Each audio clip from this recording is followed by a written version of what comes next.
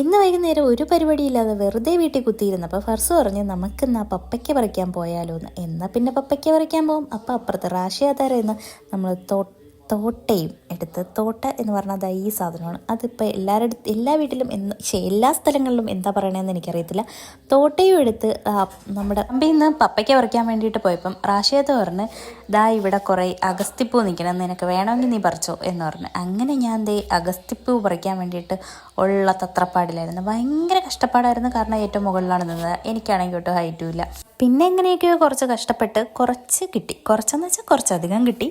എങ്ങനെയൊക്കെയോ കഷ്ടപ്പെട്ട് അപ്പോഴേക്ക് റാഷിയാത്ത പറഞ്ഞ് ഇനിയിപ്പം നീ അപ്പുറത്തൊന്നും പോയി പറിക്കണ്ട. അപ്പുറത്തെന്ന് വെച്ച് കഴിഞ്ഞാൽ നമ്മുടെ പറമ്പിൽ തന്നെ ആയിരുന്നു. പപ്പയ്ക്ക പോയി പറിക്കണ്ട, ഞാൻ പറിച്ച് തരാമെന്ന് പറഞ്ഞിട്ട് റാഷിയാത്തതാ അവിടെ നിന്ന് എനിക്കൊരു പപ്പയ്ക്ക പറിച്ചു തന്നു. അങ്ങനെ ഒരു വെടിക്ക് രണ്ട് പക്ഷി എന്ന് പറഞ്ഞിട്ട് ഞങ്ങൾക്കിതാ പപ്പയ്ക്കയും കിട്ടി, അഗസ്തിപ്പൂവും കിട്ടി. അങ്ങനെ ഞങ്ങളിതാ തിരിച്ച് വീട്ടിലോട്ട് പോയി. ഫാത്തി ഇതാ തലയിലൊക്കെ ചുമന്നുകൊണ്ടാണ് പോകണം. അത്രയ്ക്കൊന്നും ഇല്ല കേട്ടോ, ചുമ്മാ ഷോ ഓഫ്.